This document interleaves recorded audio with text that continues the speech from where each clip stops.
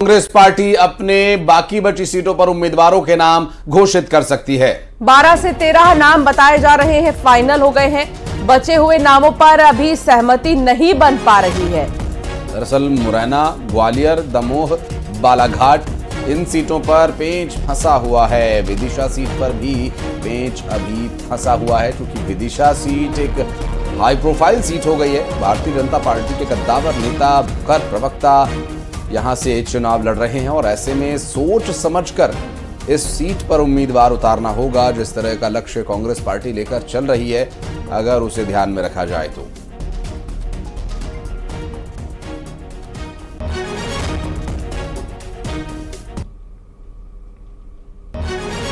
Congress party अपनी सूची जारी कर सकती है और कांग्रेस पार्टी के 12 से 13 नाम संभावित है कि फाइनल हो चुके हैं और इन नामों की घोषणा कांग्रेस पार्टी आज किसी भी वक्त कर सकती है, ऐसी जानकारी अब तक मिल रही है। क्योंकि जो महत्वपूर्ण सीटें हैं उन पर सोच समझकर कैंडिडेट उतारने हैं। इसके लिए जो प्रयास है कांग्रेस पार्टी का वो ये कि जिताऊ चेहरों को यहां से उतारा जाए, और खासकर तब जब भारतीय जनता पार्टी ने जीते हुए और जिताऊ नामी चेहरों को, राजनीति के धुरंधरों को यहां पर चुनावी मैदान में उतारा हुआ है।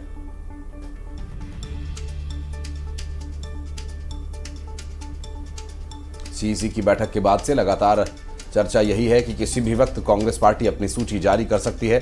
12 से 13 नाम बताया जा रहा है कि फाइनल हो चुके हैं और इन नामों में कौन कौन से चेहरे शामिल हैं, वो संभावित चेहरे और संभावित लोकसभा सीट की भी तस्वीर हम आपको दिखा रहे हैं और भारतीय जनता पार्टी के किस धुरंधर से किसका मुकाबला हो सकता है, ये भी तस्वीरें दिखा रहे हैं, जिसमें से कुछ का मुकाबला फाइनल हो भी चुका है।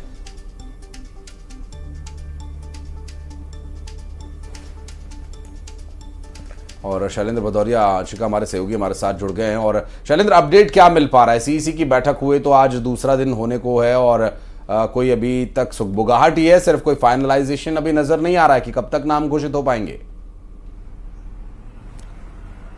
देखिए, बिल्कुल मैं आपको बता दूं कि परसों की जो बैठक हुई थी उसमें 12 से 13 नाम जो है उन पर सहमति बना ली गई थी और माना जा रहा था कि कल भी एक सीईसी की बैठक प्रस्तावित थी जो किन्हीं कारणों से नहीं हो पाई और कांग्रेस ये चाहती थी कि 18 के 18 नाम एक साथ जो है वो अनाउंस किया जाए। लेकिन जिस तरीके से कुछ 5 सीटों के आसपास ऐसी है जिन पर अभी पेच फंसा हुआ है, जिसमें सबसे महत्वपूर्ण है विदिशा, जहां से मध्य प्रदेश के पूर्व मुख्यमंत्री शिवराज सिंह चौहान मैदान में है। इसके साथ ही बात अगर दमोह की करते हैं तो दमोह जो प्रहलाद पटेल की परंपरागत सीट रही है उस सीट पर भी अभी पेच फंसा हुआ है। ग्वालियर में पेच फंसा हुआ है, मुरैना में पेच फंसा हुआ है और बालाघाट, ये 5 जो सीटें हैं इन पर अभी तक प्रत्याशियों के नामों को लेकर सहमति नहीं बन पा रही। और ये बता दें कि पांचों की पांचों सीटें जो है वो बीजेपी की परंपरागत सीटें हैं और यही कारण है कि यहां मजबूत कैंडिडेट को उतारने का प्रयास में कांग्रेस जुटी हुई है। लेकिन 12 से 13 जो नाम है उन पर लगभग मोहर लग चुकी है, सहमति बन चुकी है। देखिए, अगर राजगढ़ की बात करूं तो दिग्विजय सिंह मैदान में रहने वाले और जिस तरीके से कल भोपाल की प्रेस कॉन्फ्रेंस में भी उन्होंने कहा कि मैंने पार्टी को बोल रखा है जहां से बोलेगी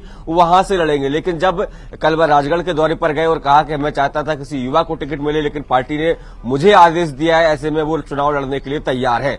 तो ये साफ हो गया है कि अब दिग्विजय सिंह राजगढ़ से चुनाव लड़ेंगे। इसके बाद अगर बात करते हैं तो गुना से महाराजा को टक्कर देने के लिए अरुण यादव को मैदान में उतारा जा रहा है। उज्जैन से महेश परमार का नाम लगभग तय माना जा रहा है और इसकी तरफ अगर हम देखें तो इंदौर से अक्षय कांति बम का नाम सामने आया है, वो भी नाम फाइनल माना जा रहा है। तो 12 से 13 जो सीटें हैं उन पर तो नाम फाइनल हो गया है, लेकिन जो बची हुई 5 सीटें हैं उन पर जो है वो कहीं ना कहीं पेच फंसा हुआ था और यही कारण है कि जो है वो कांग्रेस की सूची आने में देरी हो रही। माना यही जा रहा था कि जो परसों की जब सीईसी हुई थी तो परसों रात को या कल सुबह सूची आ जानी चाहिए थी। लेकिन जैसा कि मैंने कहा कि कांग्रेस ये चाहती थी कि 18 के 18 नाम जो है वो एक साथ घोषित किए जाएं, लेकिन फिलहाल वो संभावनाएं बनती नजर नहीं आ रही। और जिस तरीके से पहले चरण को लेकर लगातार नॉमिनेशन हो रहा है, अंतिम 2 दिन सोमवार और मंगलवार का वो दिन है जब आखिरी 2 दिन रहेंगे, तो ऐसे में अब कांग्रेस को मजबूरन अपनी सूची पहले जारी करनी पड़ेगी। क्योंकि यदि ये समय पर सूची जारी नहीं करते हैं तो जो व्यक्ति को आप प्रत्याशी बना रहे हैं उसको बहुत सारे जो डॉक्यूमेंटेशन जो है वो प्रत्याशी बनने के लिए करना होता है। तो ऐसे में यदि वो डॉक्यूमेंटेशन पूरा नहीं कर पाएगा तो वो नॉमिनेशन फाइल भी नहीं कर सकता। तो नॉमिनेशन फाइल करना बहुत महत्वपूर्ण और यही कारण है कि अब जिन सीटों पर सहमति बन गई है उनके नामों का आज ऐलान हो सकता है। बाकी के नामों को हो सकता है कि होली के बाद एक सीईसी की और बैठक हो जिसमें कि बाकी की सीटों पर भी सहमति बन जाए और बाकी के प्रत्याशी फिर पार्टी पार्टी ऐलान करे। जी बहुत शुक्रिया शैलेंद्र जानकारी साझा करने के लिए। तो सीईसी की बैठक में जो बचे हुए नाम हैं, कहा जा रहा है कि उनका ऐलान हो सकता है। 12 से 13 सीटें ऐसी हैं जिन पर नाम लगभग तय हो चुके हैं, लेकिन अभी ऐलान नहीं हुआ है। अब वो इंतजार भी खत्म हो जाएगा। आगे बढ़ेंगे और बात करेंगे जबलपुर की। अपराधों पर लगाम नहीं लग पा रहा। दरअसल 4 आरोपियों ने चाकूबाजी और फायरिंग में एक शख्स को घायल कर दिया, मौके से फरार हो गए। कार सवार आरोपी सूचना पर मौके पर बस स्टैंड पुलिस चौकी के पुलिस पहुंची और सीसीटीवी फुटेज से आरोपियों की तलाश की जा रही है। वारदात के पीछे पैसों का लेन देन बताया जा रहा है और ऐसे में फायरिंग चाकूबाजी का ये मामला है। पुलिस अब जांच में जुटी है।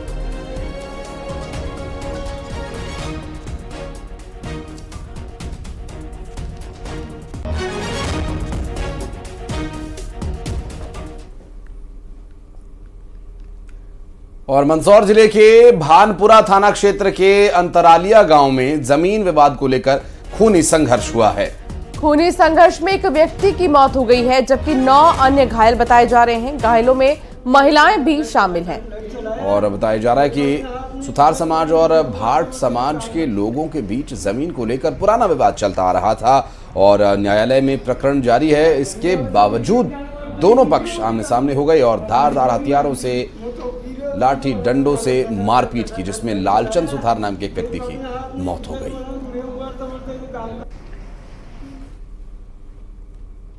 ग्वालियर में जान जोखिम में डालकर रील्स बनाने का जो जुनून है वो थमने का नाम नहीं ले रहा। ग्वालियर में युवा इन दिनों रेल की पटरियों पर रील्स बनाकर जान जोखिम में डाल रहे हैं। युवाओं के साथ ही नाबालिग भी अब रील्स बनाने के लिए पटरियों के बीच शूट करने उतर गए। आरपीएफ ने बिरला नगर रेलवे स्टेशन पर रील बनाते हुए 3 नाबालिगों को पकड़ा। आरपीएफ ने जब इनके मोबाइल चेक किए तो उनमें रेल के पटरियों पर बनी ढेरों रील्स मिली। आरपीएफ ने इनके परिवार वालों को बुलाया और नाबालिगों को चेतावनी देकर परिजनों के हवाले कर दिया। वो सोशल मीडिया के लिए रील्स बना करके उसमें अपलोड करते हैं, जिन्हें पोस्ट पर ला करके फिर उनके माता पिता को समझाया गया कि इस तरीके से इनको लाइन पे ना भेजें और कभी भी ऐसी कोई दुर्घटनाएं इनके साथ घटित हो सकती हैं, और समझा बुझा करके उनके माता पिता के सुपुर्द किया गया। और खबर निवाड़ी से, जहां पर कंप्यूटर ऑपरेटर ने एक शख्स से मारपीट की। आधार कार्ड की फीस को लेकर यह बवाल हुआ। ज्यादा फीस मांग रहा था कंप्यूटर ऑपरेटर, युवक ने पैसे देने से ही मना कर दिया। कंप्यूटर ऑपरेटर ने युवक को पीटा है, बुरी तरीके से पीटा है, सिर्फ एक आधार कार्ड बनवाने के नाम पर, जहां पैसे ज्यादा मांग लिए, फीस मांग लिया और उस पर मारपीट।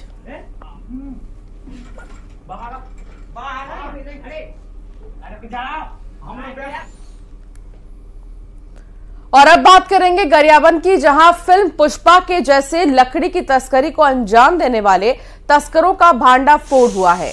और जी हाँ, यहाँ पुष्पा पहुंचे तो सिंघम की टीम भी पहुंची। यानी उदंती टाइगर रिजर्व में पेड़ों की कटाई की तस्करी को अंजाम देने वाले तस्करों को डीएफओ वरुण जैन की टीम ने धर दबोचा और टीम ने छापा मारकर इन तस्करों पर शिकंजा कसते हुए अब तक 15 तस्करों को पकड़ा है। पुष्पा फिल्म की तर्ज पर गरियाबंद के उदंती सीता नदी टाइगर रिजर्व क्षेत्र में पुष्पा गैंग ऐसे विशालकाय और बेशकीमती सैगोन लकड़ी की कटाई कर तस्करी करते हैं। बकायदा शोर न हो इसलिए वो साइकिल को उपयोग करते हैं और ओडिशा में ले जाकर कारखाने में इसकी वस्तु बनाकर अंतर्राज्यीय स्तर पर बेचते हैं। इस पुष्पा गैंग के 15 तस्करों को उदंती सीता नदी टाइगर रिजर्व के एंटी पोचिंग टीम ने पकड़ा है। अब इस पूरे मामले में उदंती सीता नदी टाइगर रिजर्व के उप निदेशक वरुण जैन ने इन तस्करों को शह देने के आरोप में वहां के एसडीओ के खिलाफ भी 1050 पन्नों का चार्जशीट भी सौंपा है। अब इन तस्करों पर शिकंजा कसा जा रहा है, बाकी फरार तस्करों को जल्द पकड़ा जाएगा। न्यूज़ 18 के लिए गरियाबंद से शेख इमरान। और छतरपुर में आवारा बैलों के आतंक से लोग परेशान हैं। ताजा मामला यहां रमगली बजरिया का बताया जा रहा है, जहां 2 बैल आपस में भिड़ गए। बैलों के संघर्ष की चपेट में एक स्कूटी सवार युवक भी आ गया। उसने किसी तरह भागकर अपनी जान बचाई।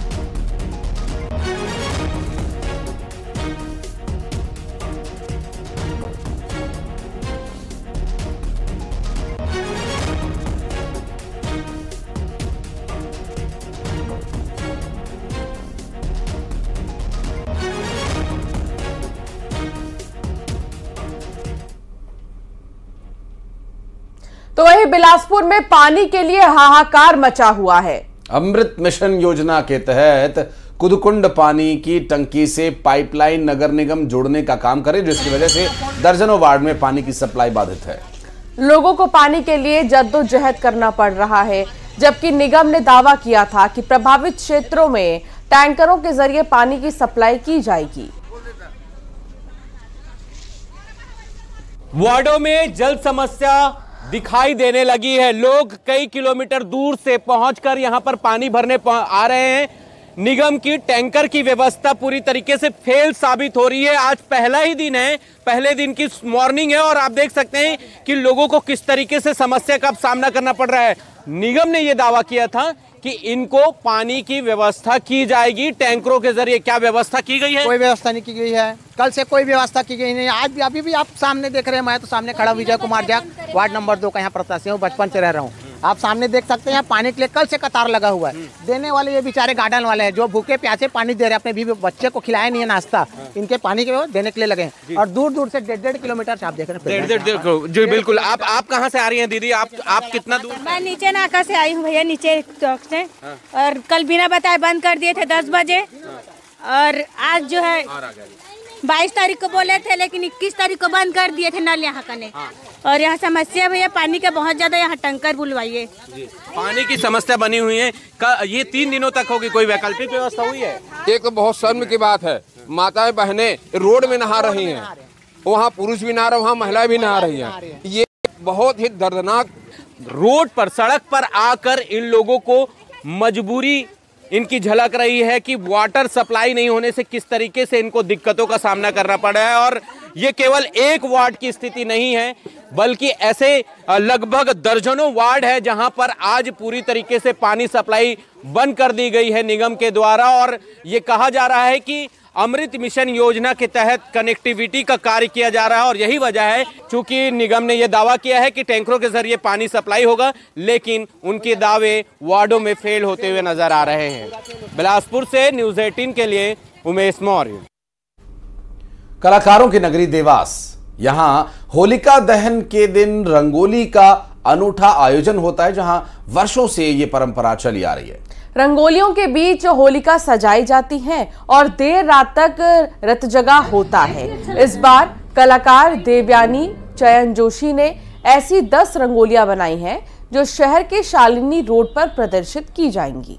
दरअसल कैनवास पर सिया के राम, भगत सिंह, सुखदेव, राजगुरु, छत्रपति शिवाजी महाराज और कामनेश्वर गणपति मंदिर की रंगोलियां बनाई गई हैं।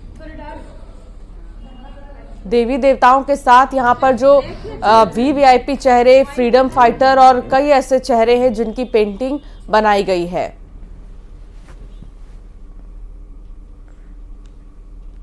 होली के त्योहार पर लोकसभा चुनाव का रंग चढ़ गया है। दरअसल बाजारों में इस समय मोदी पिचकारी की खूब चर्चा है और नेताओं के मुखौटे वाले रंग गुलाल भी यहां पर बिक रहे हैं। राजनेताओं और राजनीतिक दलों के नाम वाले मुखौटे भी बिक रहे हैं। सबसे ज्यादा मोदी नाम की चर्चा हो रही है। दुकानों में मोदी नाम की चीजें खूब बिक रही हैं। राहुल गांधी और बाकी नेताओं की डिमांड बेहद कम है। होली का त्योहार आ चुका है और बाजारों में होली के रंग गुलाल पिचकारियों की दुकानें सज चुकी हैं। ये दुकान में आप देख सकते हैं कि तमाम तरह की पिचकारियां और रंग यहाँ पर मौजूद हैं। लोग इन्हें खरीदने के लिए बाजारों में पहुंच रहे हैं। आप देख सकते हैं पिचकारियां हैं सभी प्रकार की, पंप हैं, प्रेशर पंप हैं, पाइप हैं। इनमें राजनीतिक पार्टियों की पिचकारियां हैं, वो भी डिमांड में हैं। मुखौटे हैं, वो भी डिमांड में हैं। बैग वाली पिचकारियां लोग ज्यादा पसंद करते हैं। इसके अलावा हर्बल कलर, हर्बल गुलाल की डिमांड ज्यादा है। लोग अब केमिकल वाले रंगों से परहेज करते हुए हर्बल गुलाल और हर्बल रंग लेना चाहते हैं। महंगाई का कहीं कोई असर ऐसा दिख रहा है? महंगाई का असर सर हर बार रहता है। 10%, 15% महंगाई बढ़ती है, 20% भी बढ़ती है। त्योहारों पर उसका असर बहुत कम दिखता है। लोग बोलते तो हैं पर फिर लेते हैं। मतलब कहीं ना कहीं उत्साह में कोई कमी नहीं आती किसी प्रकार से। तो उत्साह में कहीं कोई कमी नहीं है। ये मोदी पिचकारी जिसमें मोदी जी का चेहरा भी बना है, बीजेपी का चुनाव चिन्ह बना है और बीजेपी लिखा हुआ है, तो ये कहीं ना कहीं लोगों को इम्पैक्ट भी डाल रहा है और लोकसभा चुनाव का असर भी इस त्योहार पर देखने को मिल रहा है। फिलहाल बाजारों में अभी उतनी भीड़ नहीं है, लेकिन धीरे धीरे बाजार में भीड़ बढ़ती जाएगी और जैसे जैसे होली का त्योहार नजदीक आएगा इन चीजों की डिमांड भी बढ़ती जाएगी। पवन पटेल, न्यूज़ 18, जबलपुर। खरगोन जिले में इन दिनों आदिवासी संस्कृति के सबसे बड़े पर्व भगौरिया की धूम मची है और इस लोक पर्व में राजनीतिक रंग भी चढ़ रहा है। आम हो या खास, हर कोई इसमें शामिल हो रहा है। खरगोन जिले की महाराष्ट्र सीमा से लगे सिरवेल और जिले के सेगांव में आयोजित भगौरिया हाट में अनुसूचित जाति जनजाति आयोग के राष्ट्रीय अध्यक्ष अंतर सिंह आर्य, बीजेपी के राज्यसभा सांसद सुमेर सिंह सोलंकी भी पहुंचे, जहां पर दोनों ने आदिवासी वेशभूषा पहनकर ढोल और मांदल की थाप पर जमकर थिरके। इस दौरान दोनों नेताओं ने आदिवासी समाज के लोगों को गुलाल लगाकर भगौरिया और होली पर्व की बधाई भी दी। वहीं धुलकोट के हट बाजार में कांग्रेस उम्मीदवार पुरलाल खरते, भगवानपुरा विधायक केदार डाबर, जिला कांग्रेस अध्यक्ष रवि नाइक के साथ पहुंचे। भाई सुमेर सोलंकी के साथ में हम 17 तारीख से आदिवासी समाज के बीच में हम जा रहे हैं और उनके साथ में उनकी वेशभूषा में ढोल बजा रहे हैं और भी जो वाद्य यंत्र है आदिवासी का लोकप्रिय है वो बजा रहे हैं और नाच रहे हैं। ये भगौरिया हाट और होली का त्यौहार दोनों का एक गहरा रिश्ता है। होली का त्यौहार मनाने के लिए उसकी जो पूजन की सामग्री होती है उसको खरीदने के लिए आदिवासी समाज के अन्य सभी समाज के लोग इस भगौरिया हाट में आते हैं। और रंगों के त्योहार होली में अब कुछ ही दिन बचे हैं। राजधानी रायपुर का बाजार इन दिनों गुलाल के साथ साथ नए नए आइटम्स से सजा हुआ है। व्यापारियों के अनुसार इस बार बटन से चलने वाली इलेक्ट्रॉनिक और कार्टून पिचकारियों की खासी डिमांड है। लोग केमिकल फ्री होली खेलना पसंद कर रहे हैं और इसलिए हर्बल गुलाल की डिमांड भी बहुत ज्यादा है। रंगों के त्योहार होली में अब कुछ ही दिन बचे हैं और होली का बाजार गुलालों से, तमाम तरह के पिचकारियों से, विग से, चश्मे से और तमाम तरह के आइटम्स से पूरी तरह से सजकर तैयार है और लोग केमिकल फ्री होली खेलना इस बार पसंद करते हैं। तो ऐसे में हर्बल गुलाल ही मार्केट्स में जो है वो ज़्यादा अवेलेबल है। तस्वीर हम आपको दिखाना चाह रहे हैं कि तमाम तरह के वैरायटी के सामान इस बार होली को लेकर बाज़ारों में उपलब्ध है और हमारे साथ इस वक्त दुकानदार भैया भी जो हैं वो मौजूद हैं, उनसे भी हम बात करते हैं। भाई साहब, कैसा माहौल लग रहा है, क्या लग रहा है आपको? इस बार बहुत अच्छा माहौल हमारा। जब से श्री राम जी की, प्रभु जी की हमारी आगमन हुई 22 जनवरी से, उस दिन से मतलब भगवा रंग ऑरेंज कलर बहुत ज़्यादा डिमांड हो गया है। वो बहुत ज़्यादा बिक रहा है। अभी जैसा पहले ग्रीन कलर, येलो कलर वो बिकते थे ना, वो थोड़ा सा डाउन होकर ऑरेंज रंग बहुत ज़्यादा वो हो गया है। जय श्री राम। जय श्री राम। और क्या क्या वैरायटीज़ में सामान जो है उपलब्ध है, क्या कुछ नया इस बार है, क्या कुछ खास होली में इस बार? इस बार बहुत सारी वैरायटी नई नई आई हैं। जैसे कि मैं ये सामने रखा हुआ बलून्स दिखा दूंगा। इसमें 111 पीसेस बलून है। ये मतलब नल में ऐड करना है, इसको ऑटोमेटिक लॉक होकर गिरेगा। बच्चों को ना बांधने की ज़रूरत नहीं है, निकालो और सीधा खेलो, ऐसा है। मतलब बिल्कुल सेफ़ है, बहुत अच्छा। और जैसे ये मैजिक ग्लास आया इस बार। ये नॉर्मल बॉटल है, इसमें पानी डालोगे ना तो ये कलरफुल हो जाएगा पानी। लिए कम से कम 50 बार यूज़ कर सकते हैं अपन। मतलब पानी डालो, कलर हुआ और फेंको इसको, ऐसा। और कलर घोलने की ज़रूरत नहीं है इसमें। हम देखते थे कि पिछले साल भी इलेक्ट्रॉनिक पिचकारियों की डिमांड जो है ज़्यादा थी, इस बार कैसा है? इस बार भी आया हुआ है, ये सब लगा हुआ है इलेक्ट्रिक पिचकारियाँ वगैरह। मतलब ये बस पानी डालो, प्रेस करो बटन, आप प्रेस करोगे तो ऑटोमेटिक पानी फेंकाते जाएगा, ऐसा है। बच्चे क्या ज़्यादा पसंद कर रहे हैं इस बार होली में? बच्चे हर्बल गुलाल वगैरह हो गया, जैसे ये बलून्स वगैरह हो गया, गॉगल्स हो गया, वीक हो गया, ये सब है अभी। तो देखिए, होली को लेकर बाजार जो है पूरी तरह से सजकर तैयार हैं। और वहीं आपको बता दूं कि 22 जनवरी में भगवान रामलला के प्राण प्रतिष्ठा के बाद पूरा छत्तीसगढ़ जो है वो भगवामय हो चुका है और इसका असर होली में भी देखने को मिल रहा है, क्योंकि होली में भी भगवान रामलला के विराजने के बाद भगवा रंग के गुलाल की डिमांड भी जो है वो बढ़ गई है। कैमरा पर्सन राजेंद्र सिंह के साथ तनु वर्मा, न्यूज़ 18 छत्तीसगढ़, रायपुर। और खरगोन में ठाकुर जी के साथ होली खेलने के लिए श्रद्धालुओं का जनसैलाब उमड़ पड़ा है। खरगोन में गोवर्धन नाथ मंदिर और ब्रजधाम हवेली में ब्रज की तर्ज पर 40 दिन तक होली चलती है।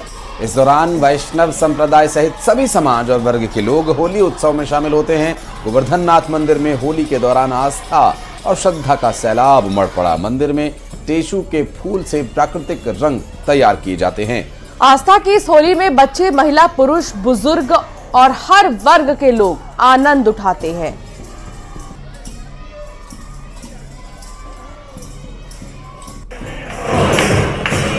खरगोन के ब्रजधाम हवेली और गोवर्धन नाथ मंदिर में 40 दिन तक ब्रज की तर्ज पर होली खेलने की अपनी अनूठी परंपरा है। वो श्रद्धालु मंदिर में मौजूद है जो होली खेल के अभी ठाकुर जी के साथ उन्होंने होली खेली। किस प्रकार की परंपरा है?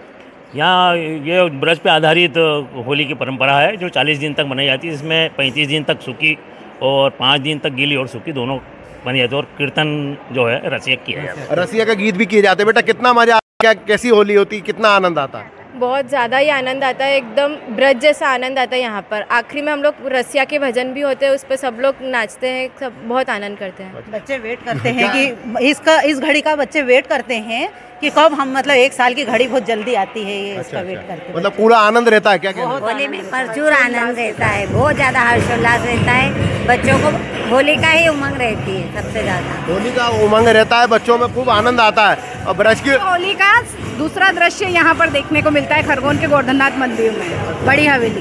ब्रज की होली का दर्द देखो ना, क्या मान्यता है यहाँ? ब्रज की होली हमारे ब्रजाधिपति होली के रसिया ठाकुर गोवर्धन नाथ जी बहुत आनंदमय और सभी वैष्णवों के साथ 40 दिवसीय होली का आनंद उठाते हैं और सभी वैष्णव इसका खूब लाभ लेते हैं, रंग में सरोवर हो जाते हैं। रंग में सरोवर हो जाते हैं और ये अलग आचरण आप देख सकते हैं किस प्रकार से उत्साह है। लोग लगातार होली का आनंद ले रहे हैं और हर कोई चाहता है कि भगवान जो ठाकुर जी उनके साथ होली खेले। आशुतोष पुरोहित, न्यूज़ 18 खरगोन।